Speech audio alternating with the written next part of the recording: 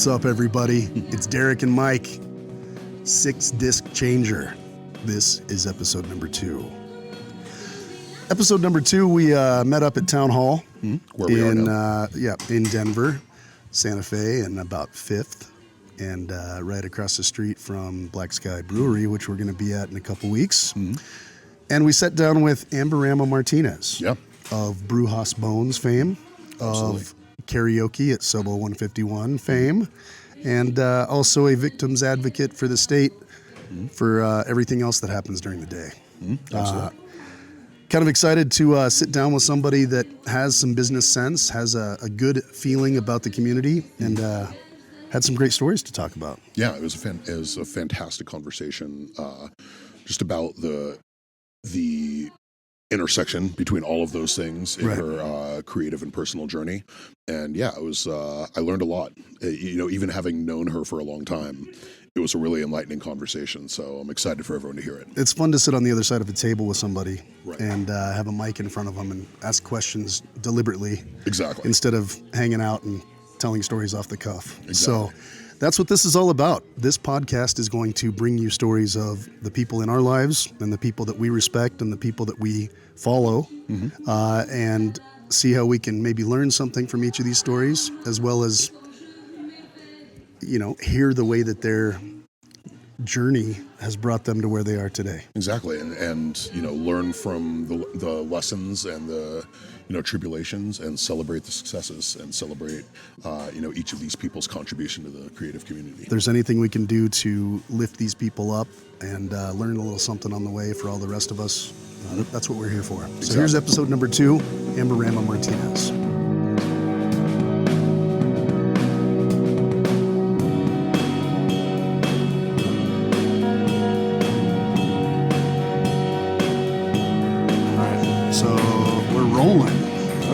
Well, I guess this is technically the second episode. So, yeah. So episode number 2. Yeah. So welcome to SixDiscChanger. Thank you very much for tuning in. Thank you guys very much for listening. We have our first guest today. Go ahead and say hi. Hi. How are you? Exactly. How are you guys doing? Wait, what's your name? Because I have never met you before, ever in my entire life. I'm Amber Martinez here. People call me Amberama. Nice. It's my nickname. Nice. Yeah. Thank you very much for joining us. Of course. Thanks for having me. Appreciate it. Amberama Martinez. Amber. Of Denver, Colorado. Yeah, Amberama. Interviewed by 2 people who are not from Denver, Colorado. Who live in Denver, Colorado. Yeah. How about that? Denver has a lot of that. Born and bred. I am. Raised here. Raised in Aurora. Moved to Denver, Capitol Hill in 1996, right after high school. 18 years old, been in Cap Hill ever since. Yeah, I love Cap Hill. It is the only Denver to me. All these people are like, oh, you should move out to you should check out Arvada and Wheat Ridge. I'm like, Not Denver. On Not the even edges. close. On the edges. Exactly. Well, we were talking about, we did this last episode. So I always want to kick it off with the 2 of us and with our guest. One thing we want to talk about is just name a couple things that you've been loving lately, either music or podcasts or movies or books, or just what are a couple things that you've been really into lately? I've been really into TV on the radio lately. They've always been one of my favorite bands, but I don't know. I've just kind of gotten back into them a lot. I can't stop listening to them. They're so good. They're so underrated. Yeah, they're one of my favorite bands of all time. They're I couldn't agree more. The guy's got a solo record too. Yes. Coming out in the Sub Pop. Yeah. Dude, and he's in the new the guy. One of the guys already had a solo record. I'm forgetting his name. I got to look it up. But he was one of the producers. He had this amazing solo record, and then called Maximum Balloon was the name of the record. It was really good. And then the singer, what's his name, Tunde Bembe, I think? Mm-hmm. He's on the new Star Wars show. Yeah, he is. Yeah, I saw that. That's so cool. Yeah. Yeah, I love TV on the radio.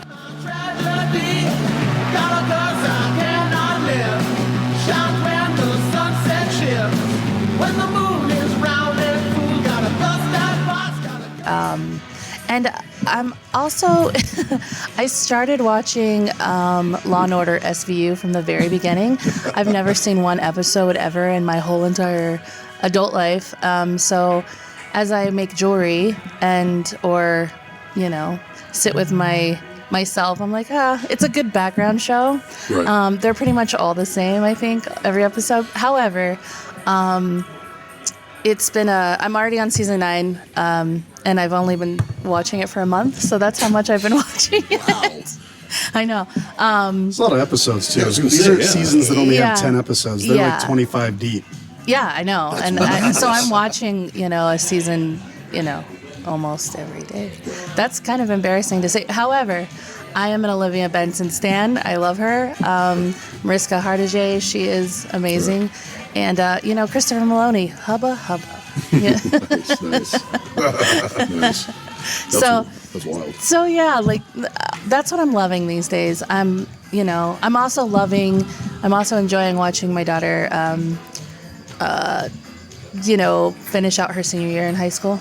Nice. So that's Yeah. been very fun to watch and interesting to see that evolve. My son, he was a senior during COVID, so it was really difficult. He was at home and he didn't get to participate in all these activities.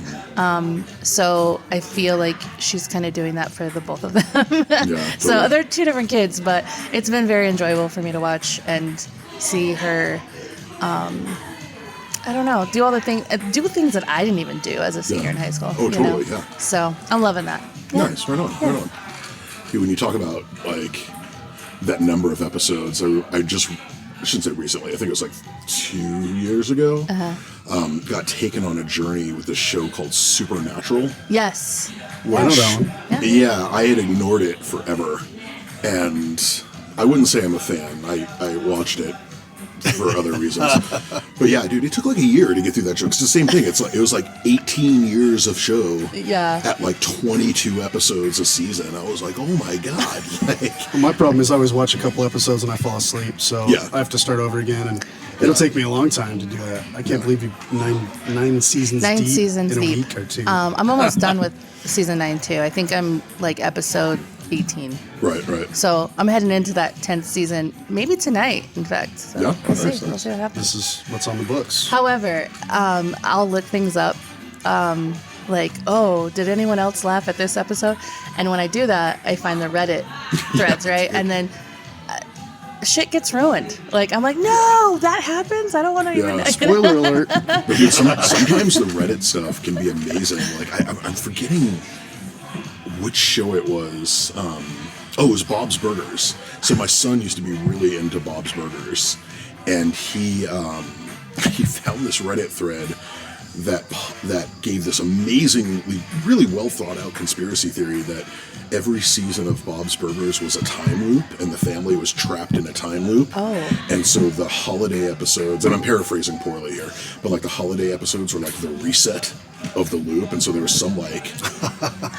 some tragedy or something going on out of their control. Oh, no. In a parallel universe or something that was resetting time for them, and always at the holidays, and just set them back 1 year. See, then you gotta watch the whole thing all over again because you're like, wait, there's Yeah, something secret going on. Yeah, here. I wonder if There's they actually there's an did underlying that.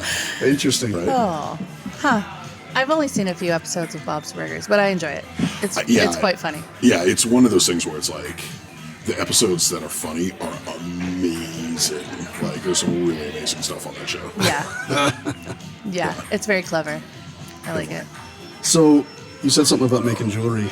Yeah. Part of what we're doing here is talking to people that are their own business operators and their own creatives. We're pretty excited about talking to people about being creative and what they do to express themselves. Expand on that a little bit. You got a business called Brujas Bones. Yes. I rebranded last year. I had a business called Voodoo Dolls a Go-Go, where I would custom make voodoo dolls.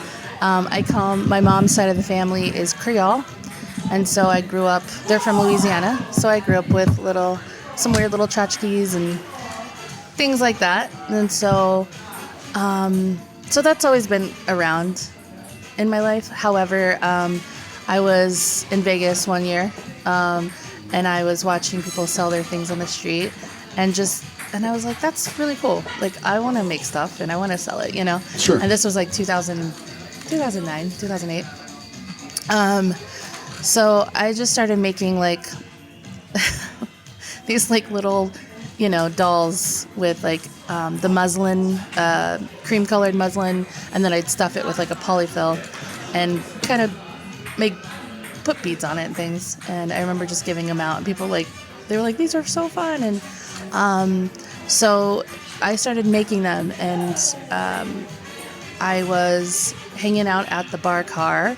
And I know the bar car. yeah, and Nico, girl Nico, because there was two Nicos working there, boy Nico and girl Nico. Girl Nico, Nicolette, she and I had this awesome idea to set up a first Sunday like art show. Okay. So we started that, and it took off. Like, we would just have artists come in. We wouldn't take a cut or anything. They could just, we hosted it. We would actually give them a bar tab.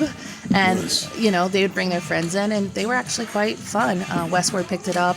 That was awesome. My big claim to fame, and I put that in quotations, is the Tim Tebow doll that I made. And all of the funds went to breast cancer awareness. So I remember actually my friend Thomas bought it. And nice. We know Thomas. He bought it, and I think he still has it. But it was a pretty funny doll. But I went on to make other dolls, and then I started incorporating jewelry and other things that, you know, I enjoyed making. I kind of take after my mom in that regard. She did all the same things, jewelry, and a very creative person. Both my parents are, so it was just kind of in my blood. But last year I rebranded. I still make dolls, part of my art, you know, but they're a little more sacred. They're not just something that it's a very cultural thing for me. It's also a very special, I put a lot of my heart and soul into those. And I stopped putting them on my table at pop-ups and things because they were getting broken and damaged, and people just weren't respectful of my art. So I mean, I think we skipped a couple things here. Mm-hmm. They were little talismans with cool little beads. Yes. After you went to Vegas. Yes. And then suddenly you said a Tim Tebow doll. Yeah. What happened? Like, let's talk about the dolls just for another second before we talk about rebrand. Yeah. Because these things, how many did you make? Maybe over the course of 10 years. Probably more than 10 years. Probably, I think 13, the last 14 years. Yeah, because I did a doll. An art project / doll project for the Crypt Halloween show this past October. Right. So they still show themselves occasionally. They do. But what you did after the little talismans and the dolls started growing larger, yes, you were making your own specific voodoo dolls. Yes. Expand on the voodoo doll theme for a second. I want to get into that a little bit because people freak out when they hear those words. Sure. You know what I mean? Well, for me, they were all in goodness. You know, like people think of voodoo as this bad, has a bad connotation, but it's not. It's, first of all, it's religion too. Yeah, exactly. It's a religion. And it's a closed practice, so you have to be invited into that realm. Right. For me, it was important that I got permission, and I got honest feedback from the people that I was associating with, and making sure that me as a white presenting person, I wasn't encroaching on something that was specifically important to their culture and to their practice. So you, in effect, had to get somebody's blessing, Absolutely. or a few people to bless you Absolutely. to do this in the first place. Yes. Which is amazing because it makes it more authentic. Yes. Because you're bringing in some of your history, your roots, your whatever. Mm-hmm. Yeah. They weren't all novelty dolls. They weren't all Tim Tebows and make one that looks like my kid, which people did, right? People you had did, a lot of custom stuff. I had a lot of, most of my dolls were custom ordered Not that they were dolls. poking pins in their kids' dolls. Well, people assume it's always for something nefarious, as she said. Now, they did come with pins if you wanted pins. I mean, I'd had people come and say, hey, can you put my kid's teeth in this doll, or hair, or then it gets a little fishy. I mean, I don't know. There's a ritual, I guess. Yeah, I guess so. It's Ritualistic. I guess it's a very ritualistic. I mean, but so is Catholicism, right? Yeah, exactly. Dude, have you ever been to a Catholic wedding, dude? Yes. There's a few of those rituals. I grew up Catholic, and it's very. It's entirely rituals, yeah. Yes, very. You know, when people say I'm a recovering Catholic, I still have Catholic guilt. You know, Totally, although I was never Catholic, and I get Catholic guilt. Like, we all feel just that being sometimes. around it. Yeah. I'm definitely, you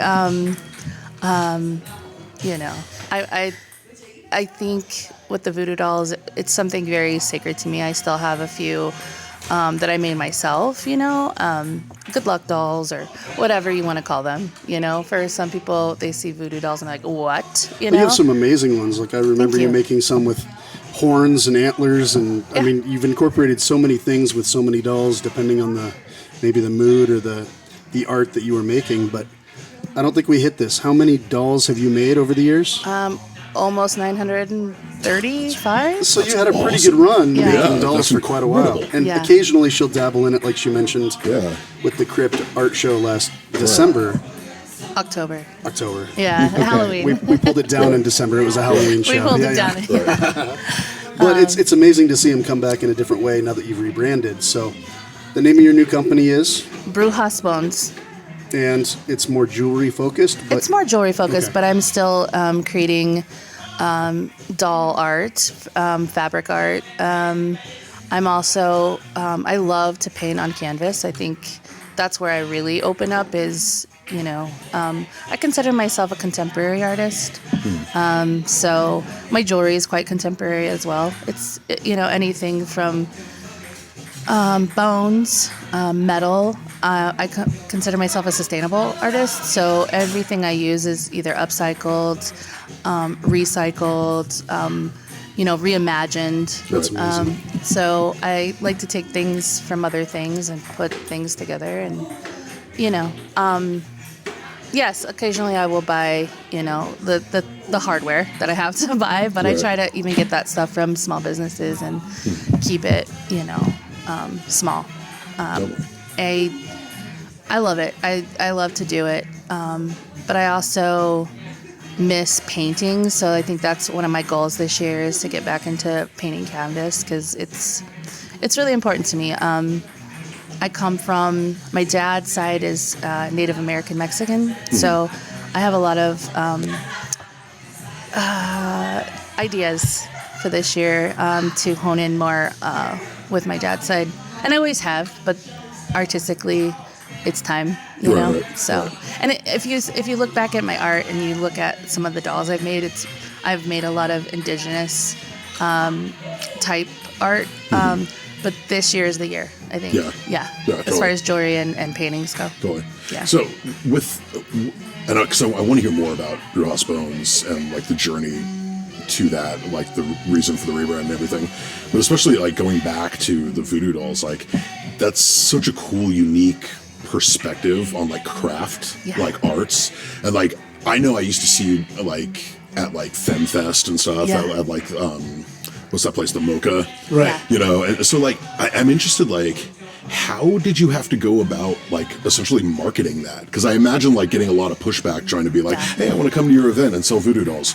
You Yeah, know? I It's mean- called Like- Voodoo like- Dolls a Go-Go, so Yeah. it's fun, You know, right? like, yeah. But what Yeah. does that do? Like, how did you get that in front of people? Like, You know, I didn't really have a hard time with that. The only place that, and I won't mention them, it's a place on Broadway, South Broadway, that was like, nope. Other than that, everybody was really like, oh, and I would send them pictures and they were like, oh, those are really cool.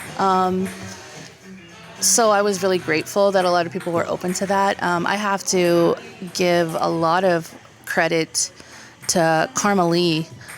She really pushed me out there and like, you know, really put my name out there and believed in me. So a lot of the FemFest idea was to come through and do that, and especially 2 years in a row. I'm so grateful for that because that really, I met some really great people and some great artists, but Karma Lee has also put me in front of other places, like the museo. Oh yeah, absolutely. So I really credit her for so much of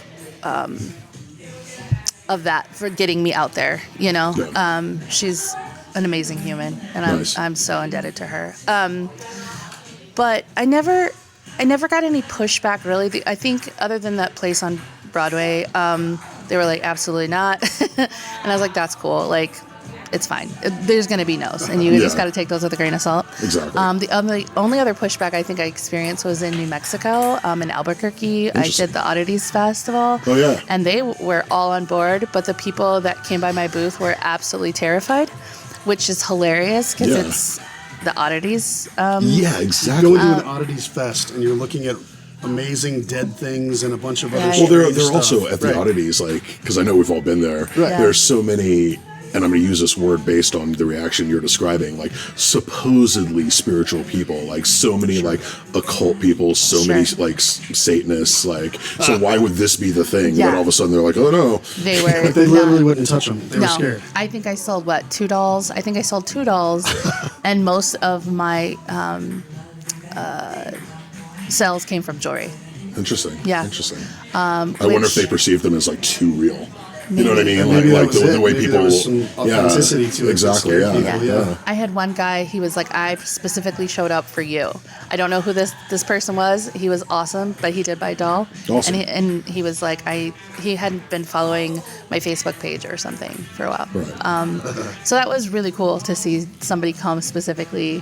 Yeah. That was a huge moment for me. But a lot of my pop-ups are just, or markets that I had in the past with my dolls. People had questions, of course. Right.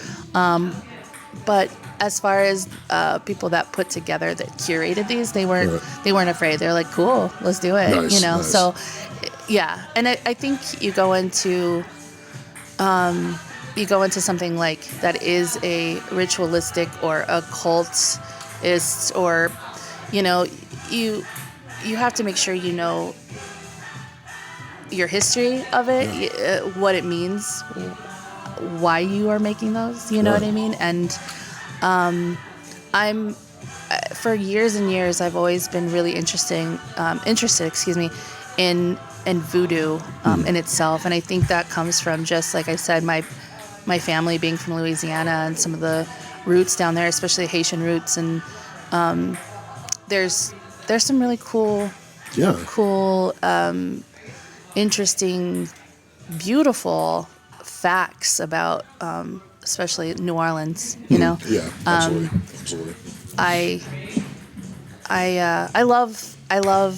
I don't want to say dabble, but I love to dabble in other religions and see what the cultures are about. Exactly. I'm not religious. I'm not. I'm a very much agnostic person. So if you walked into my house, you would see, pentagrams and crosses and all the things, because I think it's interesting. Exactly. Well, that to me has always been one of the most fascinating things about religion it's not that the spiritual beliefs and philosophies aren't intriguing, but the cultures that in some cases spring up around those beliefs. But on the other hand, the cultures that feed them, because these all come from places. They were part of cultures first. Yeah. They were practices and traditions and cultures first, and then the spiritual aspects were assigned to them, as part of that journey. To turn them into those rituals that people make. Well, as part of the thing. Exactly. So that's awesome that you were imbuing that into your art.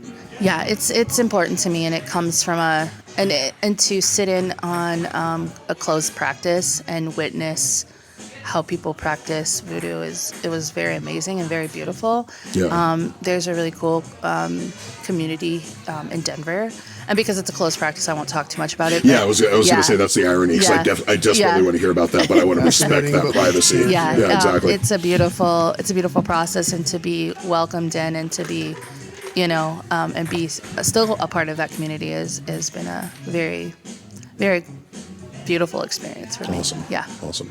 Yeah. So I'll continue to make dolls, but on my own accord. Exactly, I'm not taking any more custom orders at this time unless it's unless I feel it, in my soul. But I will continue to make pieces and, hopefully get to showcase those in the future. It becomes more of an art thing when you feel it and when you're motivated to do so. Yes. Okay, With that being said, the art piece that I did have at the crypt is still for sale. Exactly. Make sure we direct you to that. No, yeah. You can find her on Instagram and everywhere. Yeah, Otherwise, it will hang proudly in my living room. But Right. yeah, it's still up for grabs.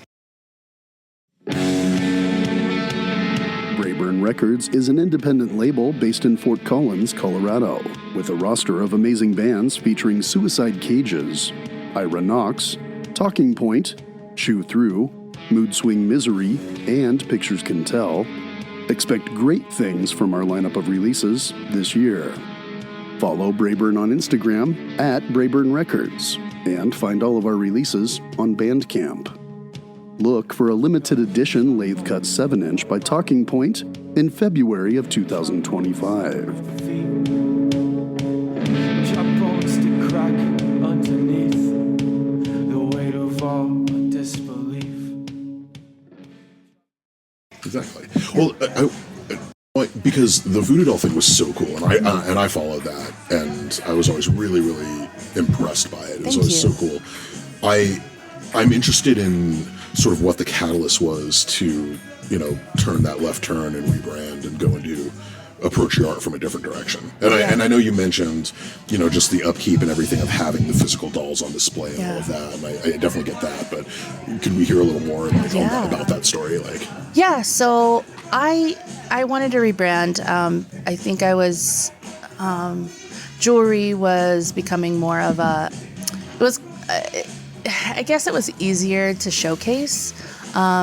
It was more of a tangible item that people could pick up and look at, and I wasn't in fear that they were gonna, break or damage my dolls. I can fix the jewelry pretty easily, so it wasn't. But a lot of my pieces, voodoo doll wise, they were more expensive, almost $300 for some. So markets, you're not going to be trying to sell your $300 pieces. It's tough to do at pop-up original markets, art. Yeah. It's tough, yeah. So people see them as a novelty, and they weren't. Yes. That was the whole problem, right? I mean, you're did, selling and pieces of art. And some of them were novelty, yeah. but a lot of them weren't. And I learned a lesson. I think the last time I actually had my dolls out was at a First Friday at Museo, and I was in the front, and they kept getting dropped, or people were just laughing at them, and that's okay, to each their own. But to me, they're, especially at Museo, where it's a very cultural place, I'm very proud of my roots. I'm very proud of my brownish, whitish skin. Exactly. Remember the lighter shade of brown, that group? Right. Well, I was thinking with deep cut, deeper shade of soul. You remember that? Take it way back. Yeah.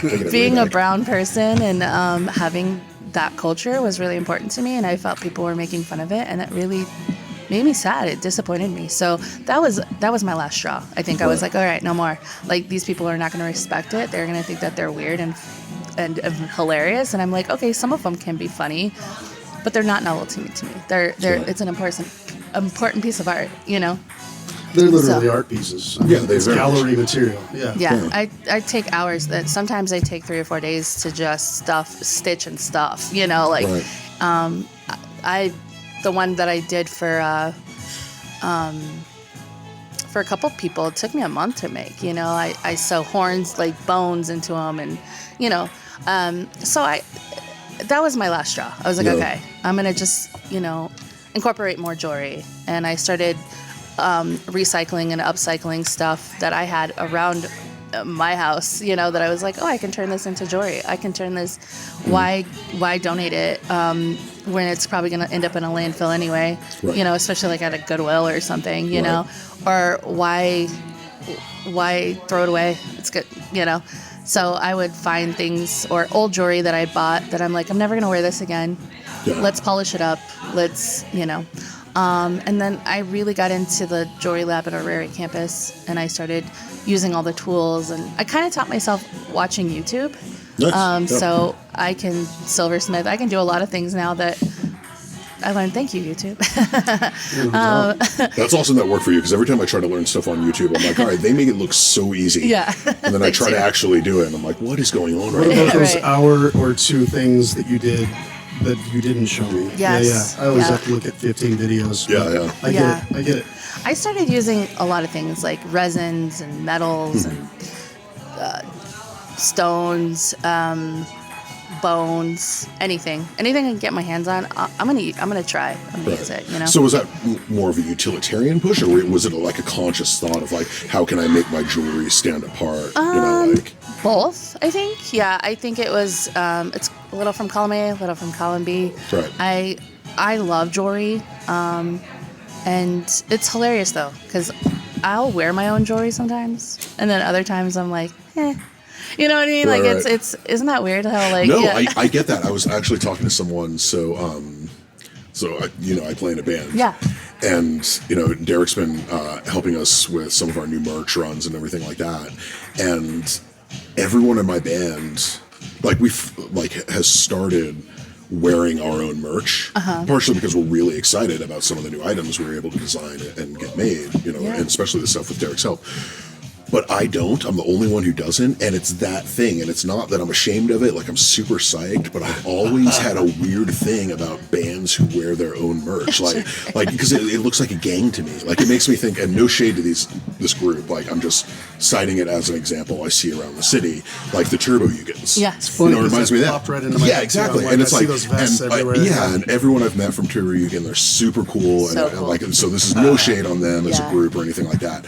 But that's how I always feel. Like, I feel like I'm like, if I'm wearing my own merch, like I walked in alone, like I should have like a big, like I should be rolling deep with a gang or something. You know what I mean? Like, Well, you feel like that. Amber and I were both wearing your Suicide Cages hoodie the other day, Yeah.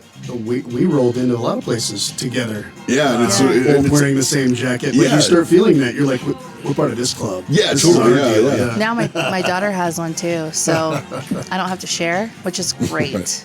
But They are nice sweatshirts. I know that Yeah, she and I I are going to mean- go somewhere with, the Yeah. Suicide Cages hoodie, and they're going to be like, "What gang are you in?" It. Be like, "Don't worry about it." You You know. don't know. You don't know. Yeah. Totally. But yeah, I feel like when you talk about like sometimes you want to wear your own stuff, sometimes not. Like I feel that. Yeah, Absolutely. I like. There are certain things I'll make for myself, or I'll make something and I'll be like, "Oh, I really kind of want that," Yeah. And so, or consciously, I'll wear something like a necklace or something, and I'll be like, "Oh yeah, I'm gonna wear this. This is cute," and then I'll go out and someone's like, "Oh, I love your necklace," and I'll look down and I'll forget that it's mine. Yeah, totally.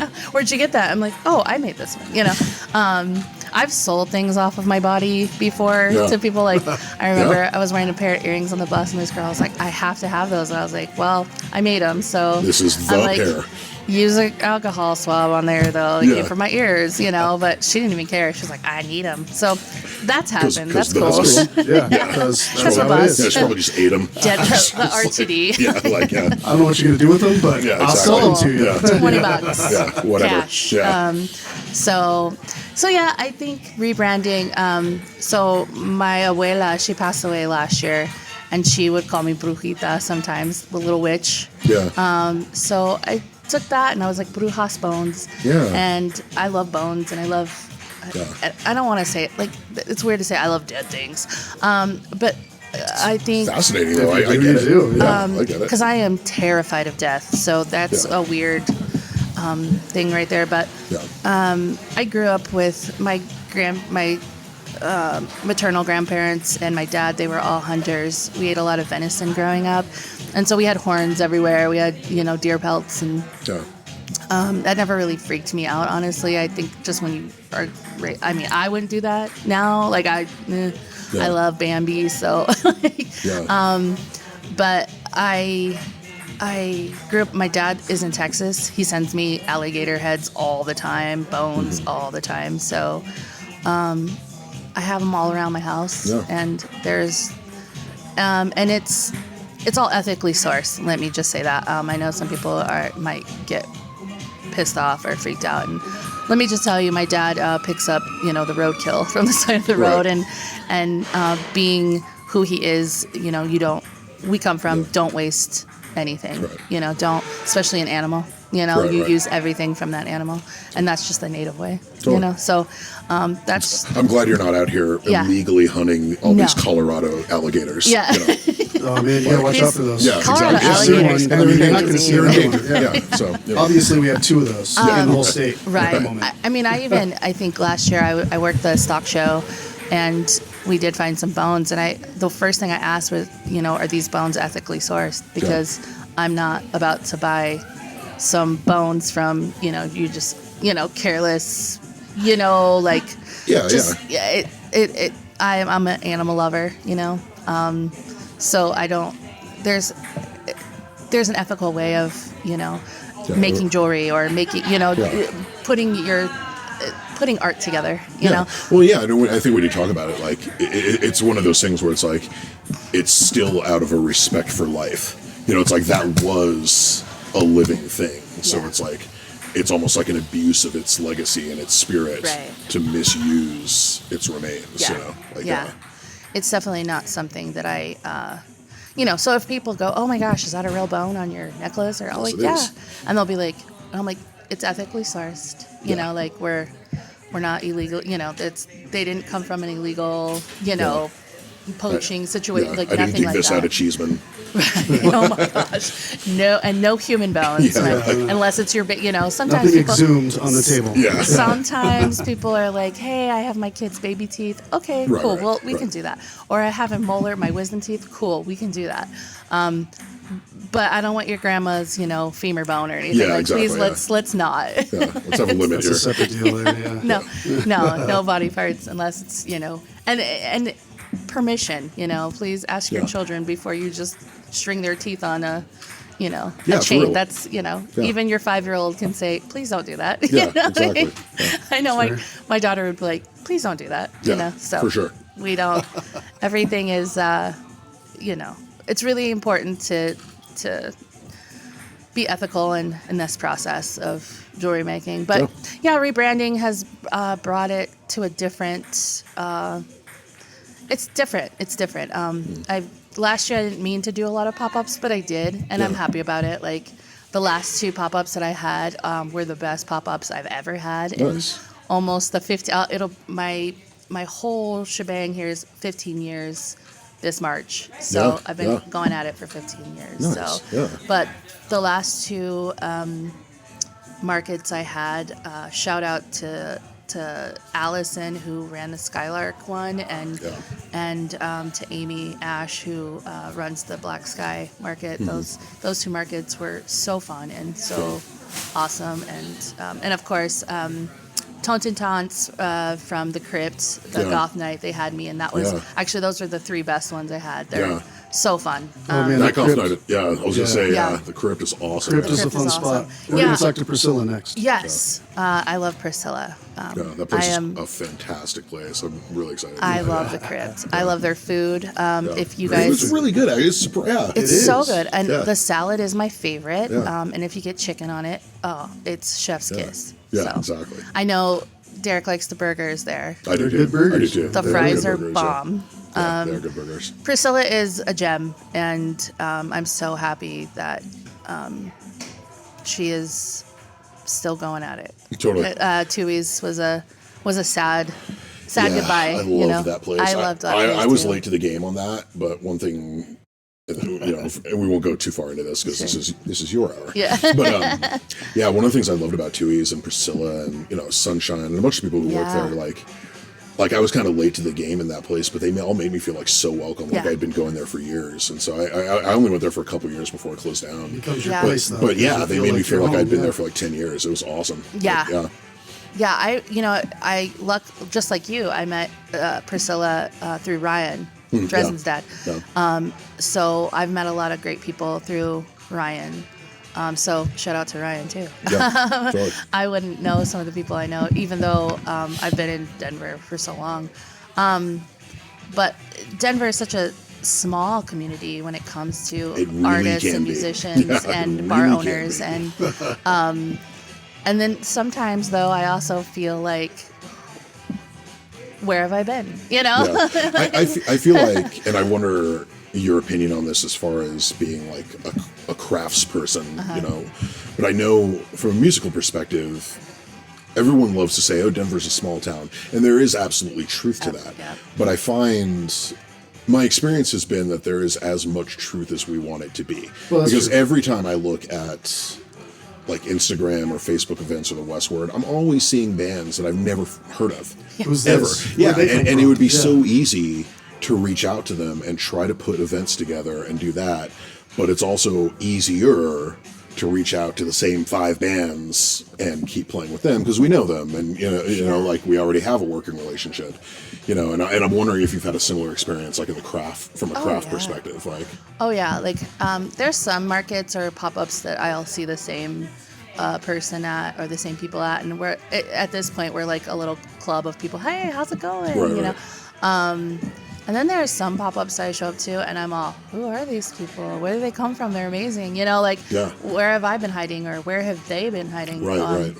So yeah, I think it's the same with the artist and the community as well. And then you have people that move here, and you're just like, wow, like. Yeah. Awesome, like, you know, like we need more of this in this town, Yeah. or Thank you. Yes. yeah, Because I moved here. Yeah. yeah. Well, yeah. I am also a native. Yeah. Namaste. Namaste. Or in my case, I'll go to other places like LA, where I just love it so much, and I love shout out- LA too. Yeah, shout out to them right now. I know Yeah. it's been a very horrible time. We have family out there that lost their house, so it's one of those. It's One of my best friends, he has family out there, similar situation. Yeah. They lost their home too. and it's you know, but in LA, like I feel so connected to the culture, to the communities, to the. I can walk out in LA and nobody bats an eye, and I love that Yeah. because I'm just as Yeah. weird as they are. Yeah. Here in Colorado is different. Like Yeah. there's often times where I'm like, why are you staring at me? Like. Well, earlier, yeah, when we were talking sort of casually at the beginning of the episode, Yeah. when people are like, "Oh man, I love it in Arvada or Thornton," it's like part of why I don't mess with those communities is because I stand out. Yeah. Like there's already not a lot of black people in Colorado Sure. as it is. Yeah, no. Which is weird, You but know, it's true. but It I is. but Never but- has been. Yeah, Yeah. but the only time I ever feel like I'm getting stared at is when I leave Denver. Yeah. And that's north or south. It's the same in Highlands Ranch as it is in Thornton or North Glen. Like I know I'm getting looks, Yeah. and it's weird. Like it's, Yep. and I never got that in California. No. You know, Well, it's never I something shouldn't you say can get used never, to. but I would have to Yeah. go like out of my way. Right. You know, Right. like Yeah. You know, the one thing that I wanted to do for so long is take my jewelry out there and do like a Venice Beach setup where Oh, I'm just dude. like hanging out and like that would selling be my so my cool. stuff. You know, like yeah, you that's could do a tour. yeah, that's like a goal of Yeah. mine is Yeah. to go out to Los Angeles and be, you know, one of those weirdos because Yeah, 'cause why not? I fit that weirdo, you know. Yeah. And I'm proud of it. But Nothing wrong with that. I find here in Colorado that, you know, I'll find somebody that's been in the game as long as I have, and I'm like, what? Where have you been? You know, Yeah. like, because sometimes there's a lot of newcomers, especially since COVID, and I think with the pandemic, everybody was kind of trying to figure out how to make money, how to, you know, they were honing in on their skills, or they had all the time on their hands because we were all inside, you know. So it's been really interesting to see the creativity coming out of just COVID alone, you Right, know. totally. And for me, I felt like it was a good time to not do that, honestly. Yeah. I was like, oh, I don't have to do it. Like, I can Right. do other things. I think we spent a lot of time, obviously, eating because, you know, I got that COVID-15. Totally. And I added another 25 since then. Thanks a lot, COVID jerk. Living good. Uh, Living good. I spent so much more time with my kids, which is Yeah. amazing. You know, Yeah, like totally. there was some things that great that came out of it. So, and for some others, that was the creativity, the arts, and I can see that, and that's so cool. The chance to sit down and focus on something completely Yeah. separate from what you might do on a daily basis trying to survive. Yeah. Yeah, for me, it was a lot different. I focused on other things that maybe I didn't have time to before because I put all of my time into work, creativity, other work. I always have 3 jobs Right. going. So, and the art is a business. I mean, I have an LLC. It's part of my. I pay those taxes, you know. Right. But the rebrand is exciting in many ways, and then in other ways it's exhausting. I've had to completely, change my approach and. Well, so that's what I was wondering about, because it's one of those things where you've built a reputation, as far as being an amazing artist, being an amazing person. But then with any rebrand, even if it's a familiar face behind it, because it's a new name, it's kind of like 2 steps back. Yeah, it is. So I'm wondering, how you've approached that, how you've sort of attacked that problem. Yeah, that's a great question. It's been difficult. I lost with Voodoo Dolls A Go-Go, I had a established following, and I deactivated that. Right. And so I had to start all over social media wise. I'm not on Facebook. I left Facebook right in the beginning But of COVID. Facebook is the best. I know, right? Mark Zuckerberg is a hero. So he's such a great guy. Please don't block our podcast. We might use a different format of such marketing. I actually have a funny story about Mark Zuckerberg. Finally, a funny one. Yes, there's a 6 degrees of separation between Mark Zuckerberg and myself. So one of my friends who lives out in California, she was friends with his sister Ariel. I think it's Ariel or April. I don't know. Anyway, Erica wanted a doll for the sister Zuckerberg, so I had made her one. Nice. So she has one of my originals. That's so cool. So Zuckerberg maybe has seen it, and so there's that connection right there. Also, on some of the social medias, you've had other celebrities and other people that you've made dolls of or for that have mentioned you as well. Mention those too. Yes, Chuck Palahniuk, is that how I say his name? Yeah, he's one of my favorite artists ever. Yeah. He reposted on Twitter years ago. Right. Reposted a. Well, he did the Fight Club, right? Like he wrote the Fight Club. He wrote He Fight did Club. He wrote That's Choke. All those other ones. Yeah, Choke is amazing. Yeah, Lullaby. I love Choke. No, but I did a doll of. Oh my gosh, Fear and Loathing. Hunter S. Thompson. Yes, thank you. Oh my gosh, ADHD brain, guys. It happens. It's funny. I was about to say Benicio del Toro. Oh man, I love him so much. Yeah. But I did. He reposted that doll, and I made that for a friend's husband at the time. So that was really cool. And my friend was like, "Oh my gosh, dude! Like, check this out." I was like, "No way!" Like, I think I started crying a little bit. I was, that's right. And then Bill Moseley. I did some. Rob Zombie movie dolls. House of a Thousand Corpses, all those guys. All those Very guys. cool, yeah. And he reposted, and that was really cool. And Very then, what's his name from, was it Eli Roth? He reposted, I did from Inglourious Bastards, the bear doll. And he was like, he and I went back and forth on a thread, and that was so funny. Like, he's so cool.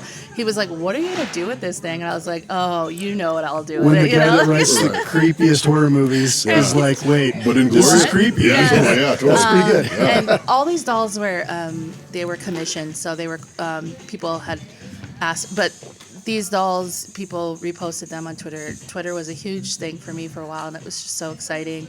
Danny Trejo has reposted one before, and that was awesome. huge to me. Yeah, I finally totally. met Danny Trejo 2 years ago. Is he as rad as people say? People say he's Yes. great. Yeah. He's so sweet. I cried, and he helped What'd you me. say to him when you saw him?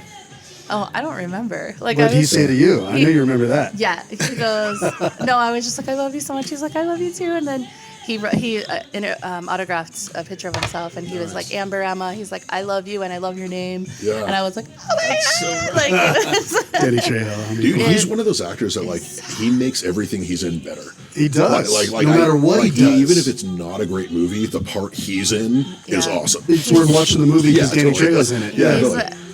one of my most favorite humans as far as celebrities are concerned. He's just a normal dude though. Like that's the thing. And but no, I going back to I had to social media is an anomaly in itself. I had to start over with Brujas phones. So a lot of those followers that I had before, they probably don't even realize that I'm back at it with a different rebrand. So, but that's okay. We start over in life, and whether that's with relationships or a new house, a new job, art, a new band, whatever, right? Like we're constantly starting over or evolving or showing up and showing out in different ways. So, I think at this point I'm gonna just stay true to what I've always done, but enhance it a little bit more. Like I'm gonna think outside of my box a little bit more, because sometimes I think with any creative endeavor, we get stuck in that cycle. Yeah. So I really need to push myself. I have a lot of goals for myself this year, personal goals and work goals, and so. But artistically, I'm gonna hone in some more of my culture that I've always had, but just in a different way. I feel as I'm getting older that especially to I have a 23-year-old son and a 17-year-old daughter, and I want them to know where they come from as well. Yeah. And we've talked about it, but we've not really talked about it. Right. They know how important it is to me. Right. But I want to bring them in with that too. Yeah. I have a lot of ideas. So. That's Stay awesome. tuned. That is awesome. Yeah. Thank you. Yeah. Well, what do you have coming up next with Brujas Benz? The only thing I have coming up right now is I'm doing a pop-up at Hooked on Colfax. Okay. February. Man, I haven't been there for. Oh man, Yeah. I love. Yeah. Shout out to Melissa who owns, and her husband that own Hooked on Colfax. They have such a great community over there. They have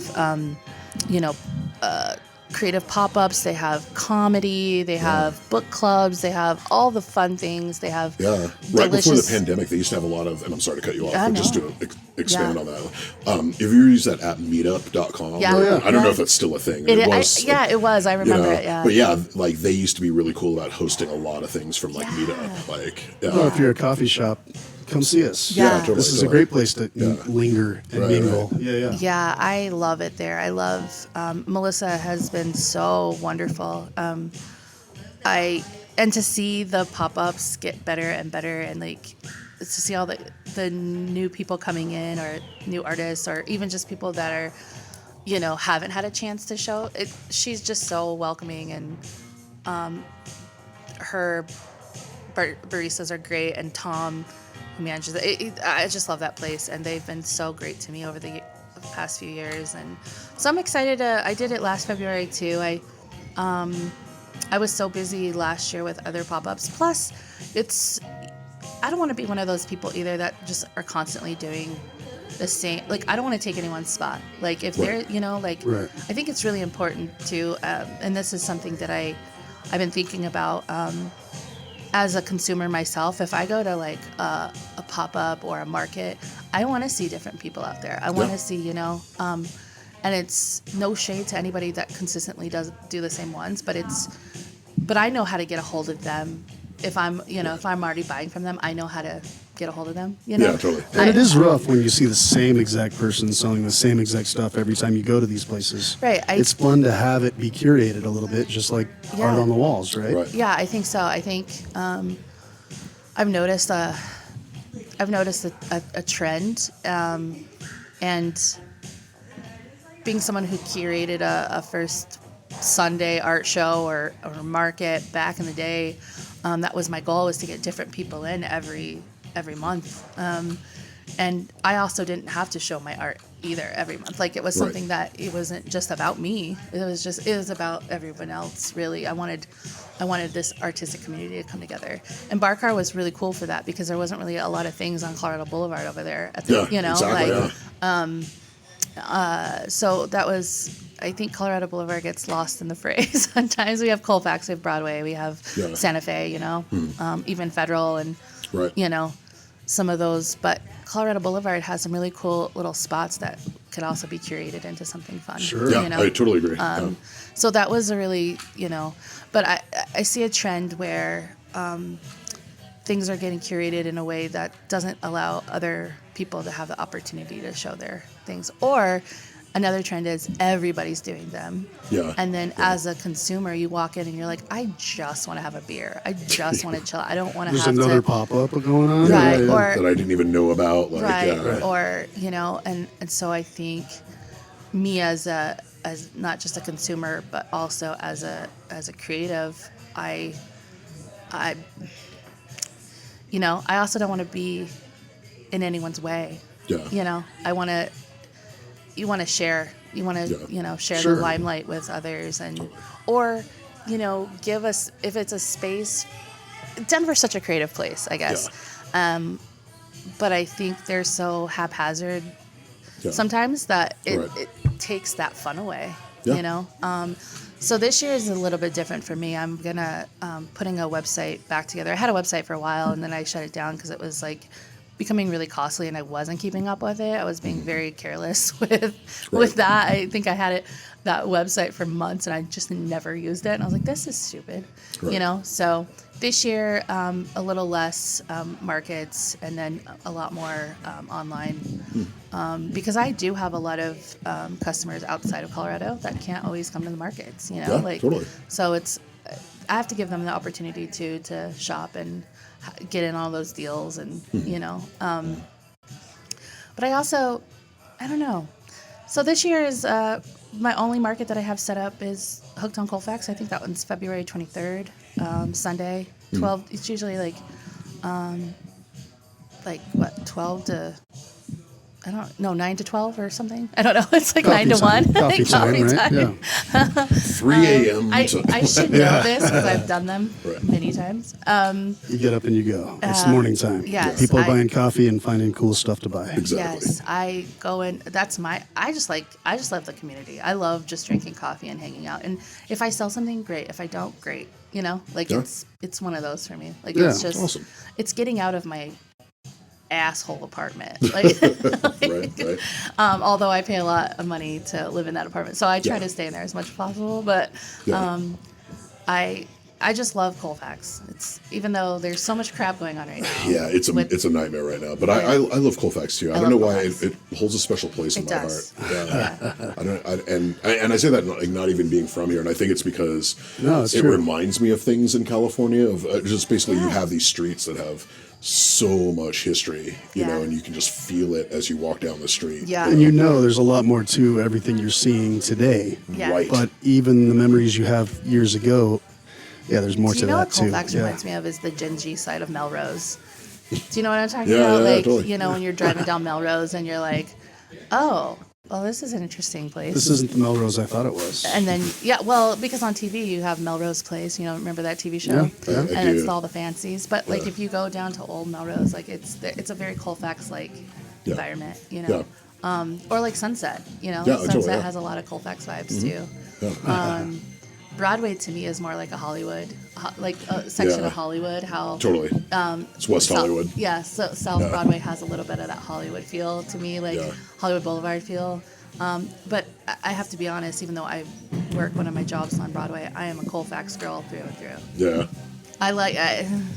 South Broadway for me it's a different vibe, you know. It is a very particular vibe. Like I feel pretty at home there, but you're right. It's specific. It's specific. I don't really feel like I fit in on Broadway. I didn't say I fit in. I just said I feel at home. Yeah. You feel at home whether or not Yeah, you're I fitting in or I not. get it. I didn't say I fit in. I've worked on South Broadway a long, long time, and even now, and I've hung out there, the old Skylark, the old, Barry's before it became St. Mary's, and all those places, and those, this High Dive, and all those places. They have a special place in my heart, but nah, I'm Colfax through and through. I feel like it's like a gang, Totally. You have your South Broadway gang, and you have your Colfax. I'm an East Colfax girl for sure. Totally. Okay, so the Hollywood and the Broadway. Hollywood and the Broadway? You mean the Broadway and the Colfax? And the Broadway. Yeah. Well, you were saying I would- West Hollywood on Broadway is one of the places that you work. Yeah. I guess we didn't talk to you about all the other stuff that you do. I work at Soba 151. I'm a karaoke hostess there. I've been there for a long, long time. I go back and forth. Sometimes I leave for a while and then I come back, and Philip graciously, the owner, graciously has me when I feel like it. And when I don't, he's like, cool, whatever. Right. He's great. We love Philip. And then I am a mental health. I'm a licensed crisis therapist. Which I feel like we could have another That could be a hour-long whole conversation. episode. That's a whole Yeah. episode, yeah. We'll bring you back in a few months. Yeah. Okay. It's exhausting to talk about, so we don't have to get into that. No, I've been, it'll be 10 years this year that I've Nice. been in that field, and I have my master's in art therapy and a bachelor's in psychology, and it's okay. Don't you love how she I'm pulls those tired. out at the end? I know, right? Yeah. By the way, I got 50 other Yeah. credentials By as the way, well. I invented the sun. No big deal. I mean, no we can big talk deal. about It's that cool. later if you want. Yeah. That reminds me of Romeo and Michelle. I invented Post-its. Yeah, totally. Yeah. I wish. Yeah, no doubt. So I have a day job and a night job and a other day job. I have two parents that I have a 70-year-old dad who's still building things and jumping on roofs and doing whatever he does. I don't know. And my mom Jumping on roofs or roofing things. My mom might be doing that too now. I'm just kidding. No, she's very, she's still working. She's 64, doing her thing. She works for the feds, for the federal government. But she's one of those people that have always had multiple jobs. She still does. Like, Right. she works in Denver housing. So she's hears it, sees it. I come from interesting people. They're very creative musicians, both of them. Very hard workers, a lot of work ethic. I'll probably be working like multiple jobs the rest of my life. Yeah. As long as I can move, I'll be doing it. And if I can't, I'll figure out a way. Yeah, totally. You know? Remote. You Yeah. can go remote at that Yeah, point. I mean, as long as my fingers work, I'll be doing something. But Denver has treated me well over the years. I have a kid going off my son graduated college last year. My So awesome. daughter's That's going to great. college this year. She graduates high school in May, and I'm trying to figure out if I'm going to stay in Colorado after that. Yeah, I'm with you on that. Yeah. Like, my son just started college. Crazy. And I definitely want to stay while he's in college here. Yeah. Sure. But I've already talked to him, trying to put the idea in his mind of that he should travel because he's young. It's the time. Yep.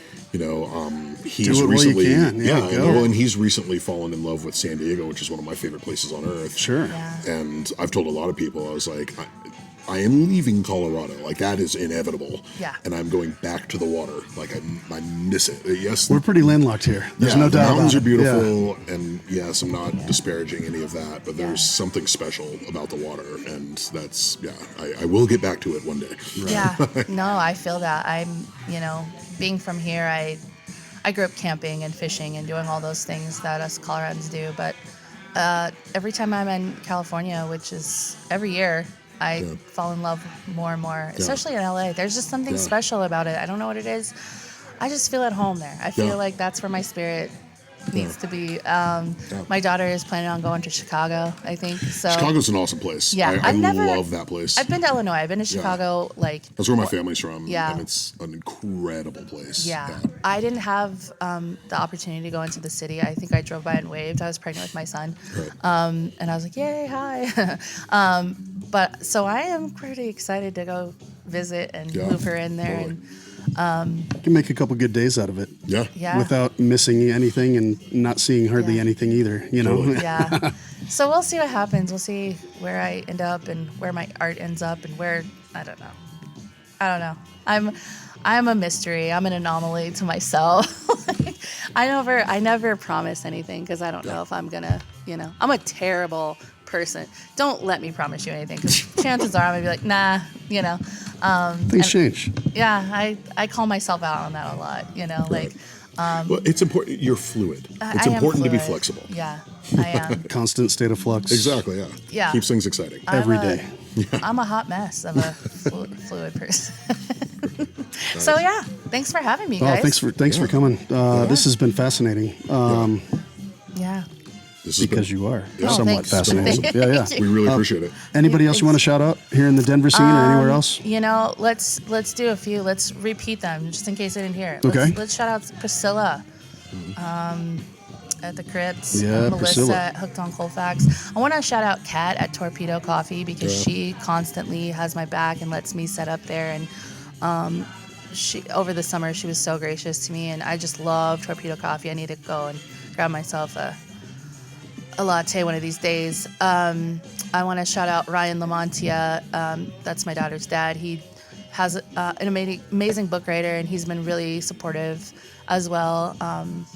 In my arts. Of course, I want to shout out,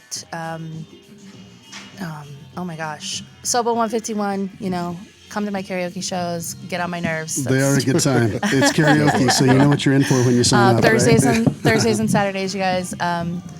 And of course, Brujas Bones. Go follow me on Instagram. Come say hi to me. What's your it's, tag? At Brujas Bones. BRUJAS BONES. Brujas Bones. Brujas Bones. All right. And of course, Mike here in Suicide Cages. Love that band. So good. Thank you. You're welcome. And Pretty amazing band. It's true. Braeburn Records. Yes. I've heard about that label. Yeah, It's pretty cool too. They're okay. They're all right. And of course, I need to shout out to my kids for sure. My son, he just humbles me every day. My daughter, she's an amazing singer. She's the co-president of the East Choir. Nice. You guys, if you are out there and you guys want something to do and you want to support high school kids doing their thing, check out East High School's community music and drama. They're so good up there. And their principal, Anita, isn't Anita Walker? Her last name's Walker. I forgot her first name. Anyway, she's so badass, and these kids are so cool. So Nice. those kids keep me grounded. I don't know what I'd do without them. So yeah, thanks guys. I appreciate you. Thank you. Thank you. And real quickly before we wrapped up, I just want to shout out Town Hall here on Yes. Santa Fe. We're coming live from this awesome place, a great coffee shop. If great, you were wondering why it sounded like while we were playing ping pong in the back of this interview, it's probably because somebody was. It's because I was doing that at the same time I was talking to you guys. Exactly. Very She's a good multitasker. Yeah. Thanks, Amber. I Oh, and appreciate one more. that. I'm so sorry. One more shout out, Carmelie. Yeah. I have to shout out Oh Carmelie. yeah, we talked about her at the beginning. We did. I just love her so much, and I haven't seen her in a while, but she has really created such an amazing many opportunities for me, especially in the Chicano and Latino creative spaces. Without her, I don't know where I'd be in that space. So it's really, really important for me to just tell her thank you and that I love her. Wonderful. Awesome. Thanks again for being here. Amberama Martinez. Thanks for having me. Brujas Bones, Nice. among other things. All right, thanks.